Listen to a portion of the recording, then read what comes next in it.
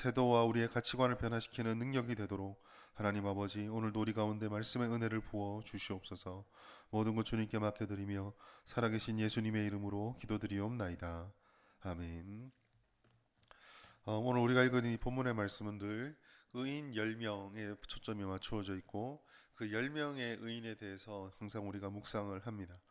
오늘 말씀 11절부터 22절부터 33절까지 말씀은 심판을 하시겠다라는 하나님의 뜻과 그 앞에서 기도하는 아브라함의 모습, 이 두 대화에 대해서 우리가 보게 됩니다. 소돔과 고모라를 두고 벌어지는 이 아브라함과 하나님의 대화인데, 사실 악한 도시 소돔의 결말은 우리가 이미 다 알고 있습니다.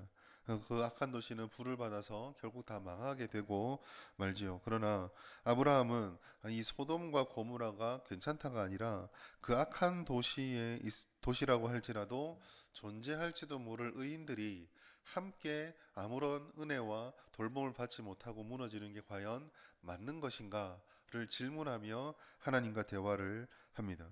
50에서 5을 감하고 또 5을 감하고 30이 됐다가 20이 됐다가 10명이 떨어질 때까지 계속 반복해서 하나님과 대화를 하는 장면인데요.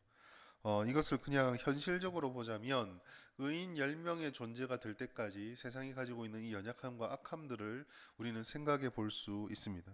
근데 오늘 제가 이 새벽에 나누고 싶은 말씀의 초점은 아브라함이 왜 굳이 소돔과 고모라를 위해서 기도를 하고 하나님과 대화를 하는가입니다. 저는 여기서 이 악한 세상 속에서 우리 교회와 성도들의 존재의 의미가 무엇인가, 무엇이 우리의 사명인가를 발견하고 생각해 보고자 합니다.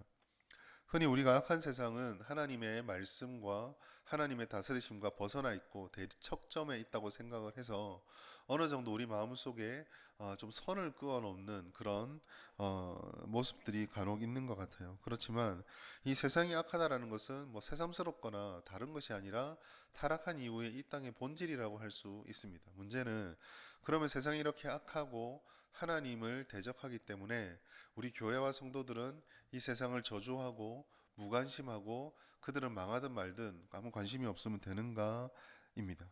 소돔과 고모라를 향한 이 아브라함의 간구가 아마 그런 의미에서 우리에게 주는 교훈이 있는 것 같아요. 어, 어쩌면 이렇게 생각할 수도 있을 것 같아요.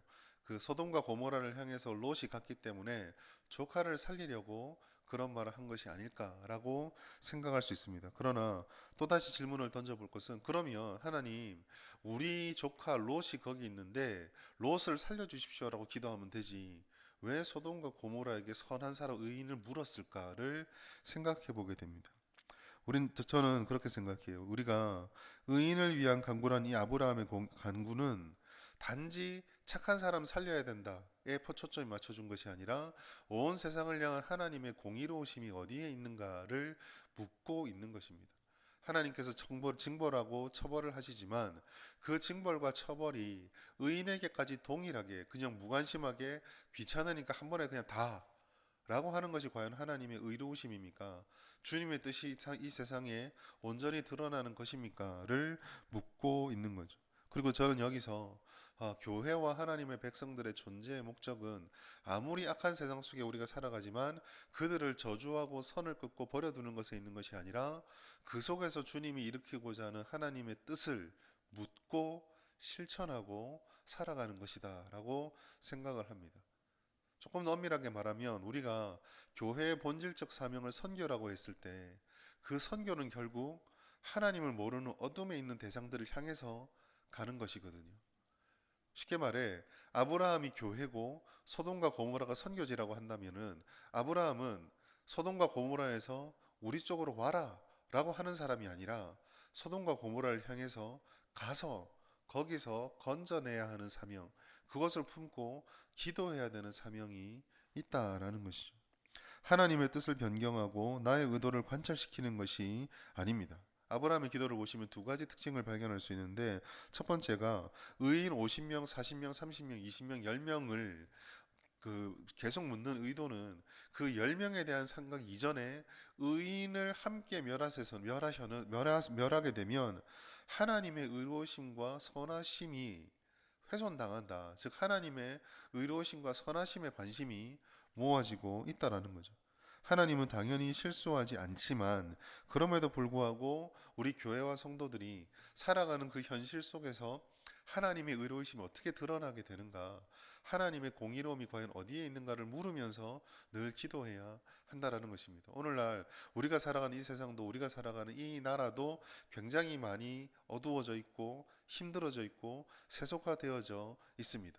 그렇기 때문에 교회가 선을 쭉 긋고 들어오지는 말고 우리도 관심 가지지 않겠다 라고 해서 될 것이 아니라, 그 속에서 하나님께서는 지금 어떻게 일하시고 하나님의 의로우심이 어떻게 드러나야 될 것인가, 하나님의 도구인 교회와 성도들이 그 하나님의 의와 하나님의 공의를 드러내기 위해서는 과연 어떠한 삶을 살아야 될 것인가를 고민하는 것이 아브라함의 기도의 특징 중에 하나고요. 또 다른 하나는 그런 면에서 세상의 불의와 그리고 그러한 세상을 살아가는 공존하고 있는 교회와 성도들에게 책임이 있다라는 것을 우리에게 알려주고 있습니다. 우리는 예수 믿는 사람들이니까 전애들의 저런 생각들과 전애들의 저런 삶들과는 아무런 상관이 없는 사람들이 아니라, 우리도 그 속에서 그 시대를 살아가는, 그 나라를 살고 그 시간과 공간을 함께 공유하고 있는 사람으로서 기도해야 될 책임이 있고 그들의 영혼에 대한 책임이 있다라는 거죠. 가장 대표적으로 이러한 모습들을 또 보여줬던 사례가 모세입니다. 하나님의 백성들이 그 광야길을 걸어가며 하나님의 뜻을 저버리는 행동들을 할 때에 모세는 하나님께 나아가서, 하나님, 내가 뭔데 이 200만 명 때문에 내가 이렇게 고생해야 됩니까? 그냥 주님 뜻대로 원래 하나님께서 하신다 하셨으니까 싹 그냥 어떻게든지 난 모르겠습니다. 그러니 하나님 뜻대로 하십시오라고 한 게 아니라 끌어안고 들어가서 그들의 죄를, 그들의 상황을 품고 기도했던 모습, 그 모세의 기도는 오늘 아브라함의 기도와 똑같죠. 그리고 신약으로 오면은 로마서에 보시면 이방인들에 대한 이야기를 계속 하다가 9장, 10장, 11장에 이스라엘을 향한 말씀을 기록하는 그 바울의 심령이, 바울의 마음이 똑같이 연결이 되어지고 있습니다. 그리고 그것은 오늘 이 시대를 살아가는 우리들에게도 똑같이 이어지고 있는 거죠. 의인을 위한 기도와 함께 불의함으로 겪게 되는 결과에 대해서 무관심한 것은 교회가 해야 될 사명이 아닙니다. 불의한 세상을 향해서 기도하고 그들을 위한 선한 일을 선포하고 그들의 영혼 속에 혹 주님이 뜻하신 열매들을 찾아서 예수가 오시는, 다시 오시는 그날까지 우리가 그 세상을 품고 세상을 향해 나아갈 책임이 있는 거죠. 우리는 세상의 빛과 소금이라고 말했습니다. 빛과 소금이라는 것은요, 늘 그 상대되는 개념이 있는 거예요. 빛과 소금의 존재가 가치가 있으려면 그 빛이 빛나는 곳은 어두워야 되고요. 소금이 녹아서 맛을 내려면 그 맛을 내야 되는 음식은요, 아무 맛도 없거나 썩어가야 합니다. 그래야 소금이 효력을 발휘하는 거죠. 다시 말해서 너희는 빛과 소금이다 라고 하는 이 말은 우리의 책임이 어두운 곳에, 맛을 잃어버린 곳에, 부패하는 곳에 교회의 성도의 책임이 있다라는 것을 알려주는 것이기도 합니다. 그래서 오늘 우리가 이 말씀을 통해서 우리 자신들을 돌아볼 것, 즉 의인이라고 말하고 공의의 칭의를 받았다고 말하는 성도들이 어떠한 것을 추구해야 되는가, 나의 삶이 어떠한 삶이 되어야 되는가를 생각하고 기도해야 돼요. 우리는 하나님께서 의로우신 분이고 역사를 포기하지 않는다라는 믿음을 가지고 있어야 됩니다. 그 믿음을 가지고 주님이 포기하지 않으면 우리도 포기하지 않고 끈질겨야 되고, 주님께서 모으는 것이 아니라 경계선을 허물고 나가신다고 하시면 우리도 나가야 하는 거죠. 대신에 우리가 하나 배워야 될 것은 하나님에게 끝까지 묻는 이 아브라함, 하나님하고 말장난하는 것이 아니라요. 저는 선한 일을 할 때, 주님께 순종할 때 이 아브라함의 열명이 될 때까지 묻고 또 묻고 하는 행동은 갈라디아서의 말씀에 있는 것처럼 선을 행함에 포기하지 않으면 때가 참에 거두리라는 이 말씀.